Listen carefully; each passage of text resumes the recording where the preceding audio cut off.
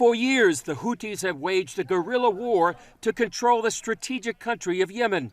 But now they've grown from small arms to long-range missiles. The Houthis, backed by the Iranians, have really been put on steroids in terms of their abilities. This is a militia that was using AK-47s and RPGs back in those days. Now they're using drones and ballistic missiles that can go, 1,000 or 2,000 kilometers. So it's clear that the Iranian hand is basically using them as a proxy to terrorize, the region and potentially threaten Israel, the United States, all over this area. Yemen sits at the southern tip of the Arabian Peninsula. If they control Yemen, the Houthis will also control the strategic Mandab waterway, where a large amount of the world's oil passes.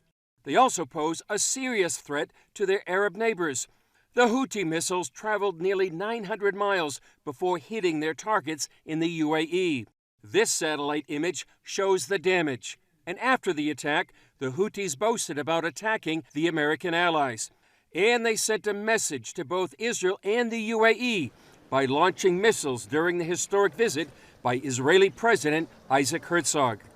Seth Fransman of the Middle East Center for Reporting and Analysis says this group has now become a major player in the region. We are certainly entering a bit of a new era in terms of the fact that the Iranian-backed group in Yemen is now a big player and will look to become another type of Hezbollah. And that will have big ramifications for the United States, for Israel, Saudi Arabia, and the Gulf, and all these partners and potentially international trade.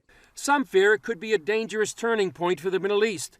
Yet last year, the Biden administration took the Houthis off the list of foreign terrorist organizations, a move criticized by the UAE ambassador to the U.S. And just for everyone's sort of transparency here, we are asking our friends in the administration and in Congress to reinstate the Houthi terrorist designation as an FTO.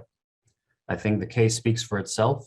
Some believe the Biden administration took the Houthis off the list to curry favor with Iran at the nuclear talks. But Fransman says in the larger Middle East picture, the region faces two visions for the future. One wants a Middle East that is taken over by a bunch of Iranian-style mafias that are impoverishing the region and spreading chaos and religious extremism. And the other one is a model that is, what you see when you go to Tel Aviv or Dubai or Abu Dhabi or Jerusalem. You see cities that are functioning and people that are able to go to school and university and improve the world. So I think it's basically two diametric different types of visions. Chris Mitchell, CBN News, Jerusalem.